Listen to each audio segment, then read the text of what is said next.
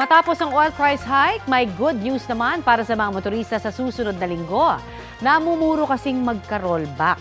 Sa estimate po ng Oil Industry Management Bureau ng Department of Energy, batayan sa 4-day trading, 1 peso and 30 centavos ang nakikita hong pagbaba ng presyo sa kada litro ng gasolina at diesel. 1 peso and 20 centavos hanggang 1 peso and 35 centavos naman ang sa kerosene.